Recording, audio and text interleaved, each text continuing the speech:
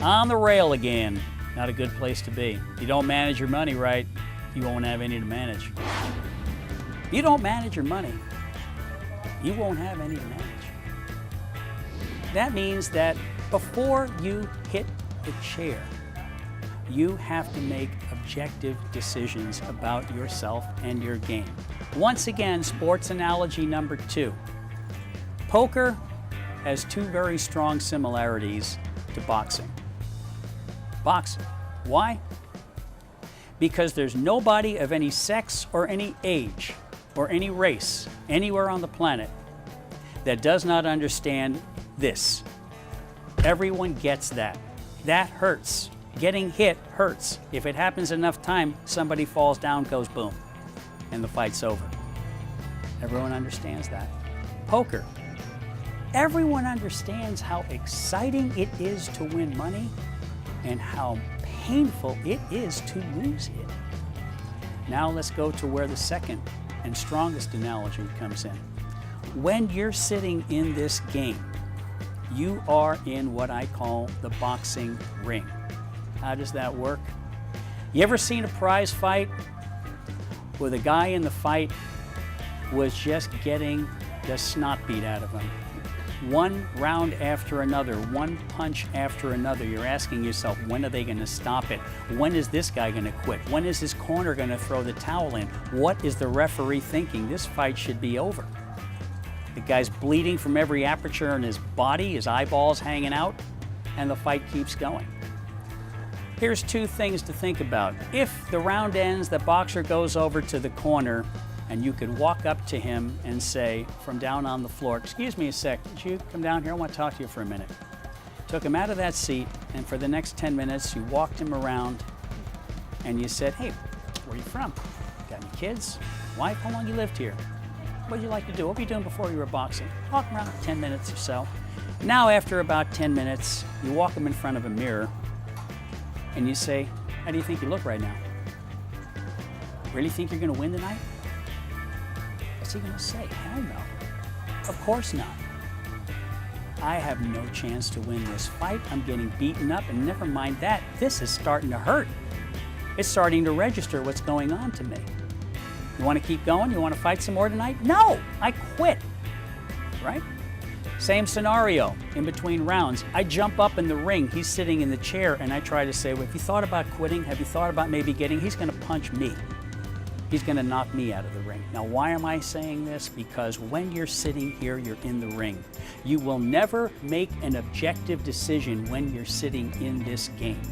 In other words, the first bad break you get, the first time it crosses your mind, maybe I should quit.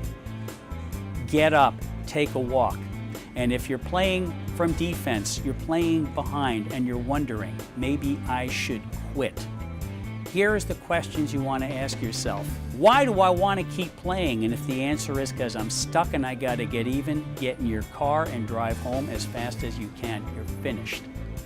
If you have played for a short period of time, you haven't exceeded the amount of money you said you would invest before you got there, and you now have reasons such as, well, I'm going to get out of this game where I have a poor image and move to that game over there where I see 3 people who in my profile book I happen to know aren't very good players, and the chip count looks pretty good to me. I think I'm going to stay and give it a little bit more of a shot.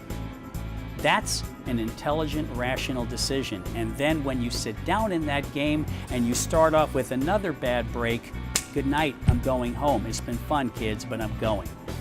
That is what you want to do. That's how you manage yourself. Same thing from the positive side. You're winning.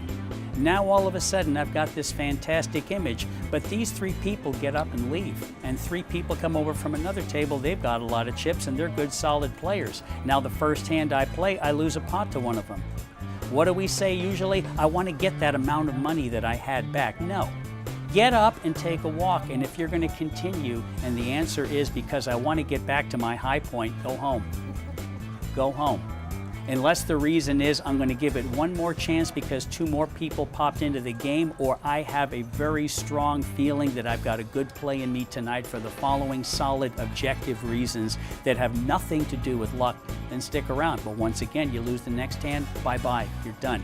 How many times would you have avoided nightmarish losses if the first time you thought about quitting, you did? How many times would you have made sizable wins if the first time you thought maybe I should quit, you did? You won't make those decisions at the table. You will make them away from the table. So that means when you lose the hand that upsets you, do you then need to pick up the next hand and throw it at the dealer Mach 4 and storm away from the table mumbling? No, that's not going to be good for your image. My preference is don't even look at it.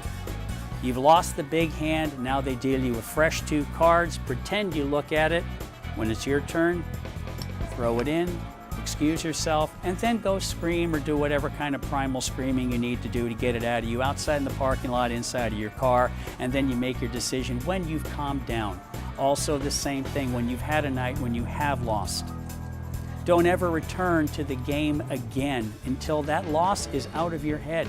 Don't say the next day, got to get my money back, because the second you lose your first hand, you may as well be exactly where the night before when you left. You don't go back until it's gone from your head. Managing your money, managing yourself. Thank you for watching. I'm Roger Rod, and I'm your poker expert for Professorit.com.